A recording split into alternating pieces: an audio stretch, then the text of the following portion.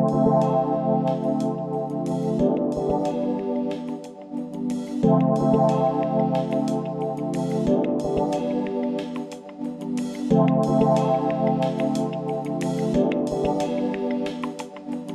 es otro aspecto que quisiera dejarlo más o menos planteado. La familia. No voy a ahondar en todo lo que significa el sentido de familia, que podríamos tomarlo desde tantas épocas a la fecha, pero ustedes saben, para ir rápido a esto, que la familia hoy es un sentimiento compartido, con familias ampliadas, con divorcios, con situaciones inesperadas, con grandes cambios, con una dinámica social impactante, con cambios tecnológicos, con cambios culturales, y que lo que pensábamos ayer, hoy, está en plena modificación. Las comunicaciones, las redes sociales y todo lo que ustedes conocen generan un cambio que en la familia impacta. Yo pensaba, haciendo un paneo bastante rápido de las lecturas que tengo, que venimos de instituciones familiares, con hijos numerosos, como dice acá, donde la existencia del ser humano en general pasaba y se realizaba en lo que hacía. El hacer, el trabajo le daba un sentido a la existencia. Ese sentido permanece cada vez menos, y lo que estamos viendo hoy, y si lo ven las consultas, es que el sentido no desaparece, el sentido es otro, pero hay mucho más sentido hacia el consumo que hacia la producción. Esto hace que muchas veces haya bastantes problemas en cuanto a armar equipos, a los famosos recursos humanos, que ahora estamos en discusión porque ya no se van a llamar más recursos humanos. Ustedes saben que tenemos que hablar de talento, porque si no se nos complica. Toda esta semántica nos va llevando todo el tiempo a un cambio, donde las discusiones ahora es recuperar talento. De todas maneras, las personas que pueden estar capacitadas no necesariamente están profesionalizadas para un trabajo de equipo. Yo veía que hace 60 años, yo no lo tengo, pero les digo que lo que vengo leyendo, más o menos estudiábamos mucho que los hechos sociales,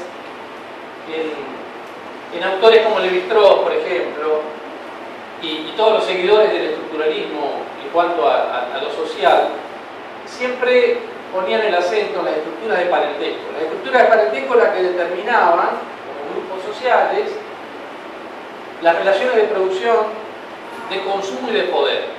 Todo esto está inmerso en cualquiera de nosotros. ¿Qué producimos? ¿Qué consumimos? ¿En qué lugar estamos?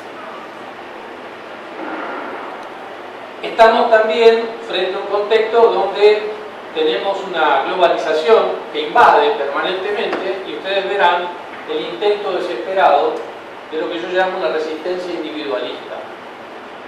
Porque todas las atenciones que solemos hacer de manera individual, esto es lo que más se nota. Por un lado venimos con la contradicción de igualdad para todos, y por otro lado venimos con la necesidad de yo no quiero ser igual a otro. Y traigo esto porque no es un eje menor, digamos. Esto también va a pasar dentro de una familia y también va a pasar dentro de un grupo de trabajo. Este intento de individualizarse muchas veces no es entendido en la sociedad, de las diferencias en una familia y en un grupo de trabajo son fundamentales. Si en esta familia vamos a trabajar juntos, no todos tienen que ocupar el mismo lugar. Es mejor que veamos las diferencias y que se potencien sobre las diferencias. Sobre las diferencias nos complementamos. Sobre las diferencias que estimulamos para que tenemos que ser todos iguales, lo que generamos es competencia, recelo, bronca, resentimiento, interesante. Son dos vías distintas. Bueno, otra cuestión que yo pensaba es que las familias de otras épocas, de ayer nomás, tenían una manera de implantar los límites con sus hijos que van variando todo el tiempo. Antes había verticalismo, antes había seguridad y antes había certeza. Hoy tenemos cada vez más dudas, consultamos a todo el mundo, no sabemos muy bien qué hacer, y más de una vez nos toca estar enfrente a un papá que nos dice a nosotros, no sé qué es más hacer con él. Y yo le miro la cara a ese chico, a ese adolescente, está desorientado y con miedo, está como gozando, porque entonces el padre no sabe, él sí sabe qué hacer.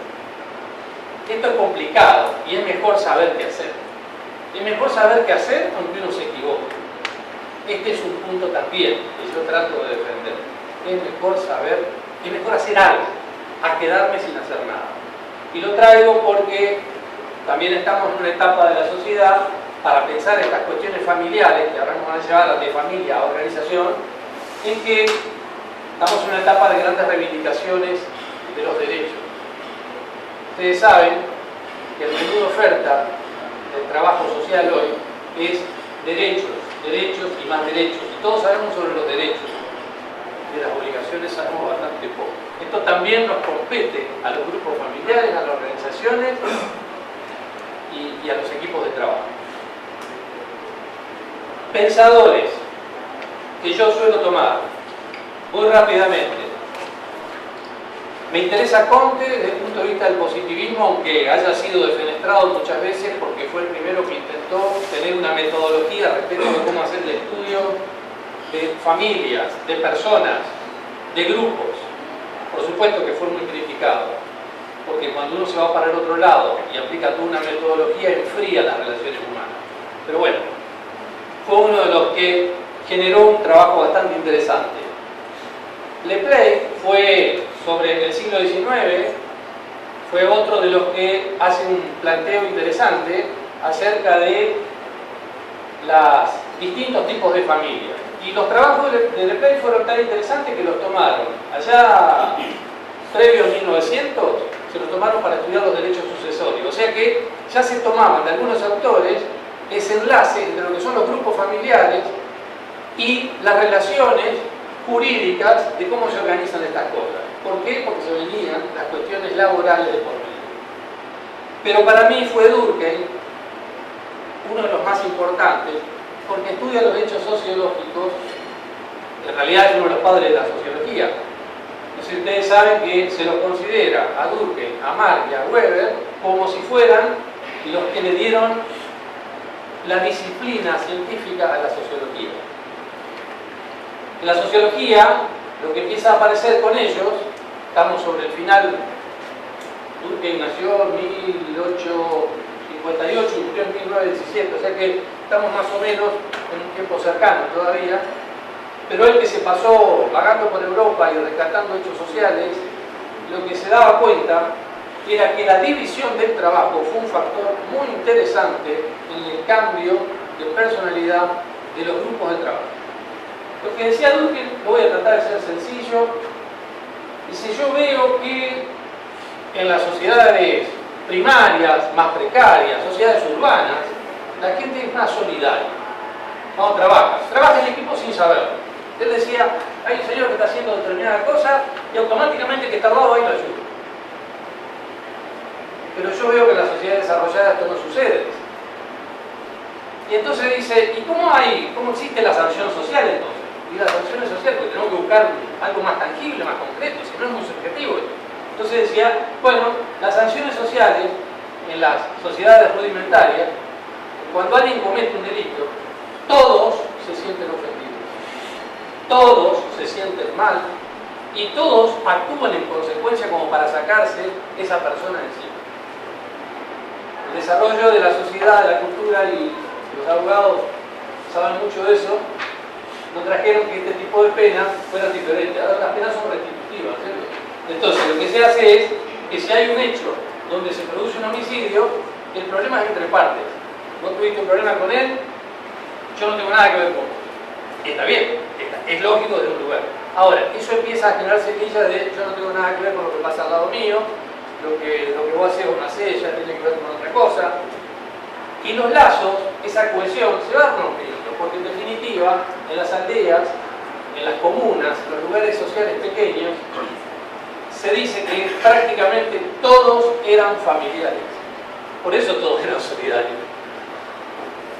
Nosotros no podemos ya hablar de esto, porque el entrecruzamiento y fundamentalmente después de la revolución industrial, más que nada, el asentamiento de grandes grupos y las divisiones de trabajo hacen que vos te ocupás de una cosa, vos te ocupás de otra, vos te ocupás de otra, generando competencias, diferencias, celos, resentimiento. Trabajo en equipo no existía. Entonces nosotros tenemos que saber que el valor fundamental de la solidaridad para generar un trabajo de equipo hay que asentarlo en valores comunes. Si no hay algo en común, no hay solidaridad. Y para conseguir un trabajo de equipo, ya sea familiar o dentro de una organización, es necesario ir asentándose sobre estos valores primarios. Porque sobre el celo y la competencia, si no dejamos que haya algo en común entre ese grupo, es difícil que se establezca un lazo operativo. Esto es lo mismo que trabajar a desgano o trabajar sin darme cuenta.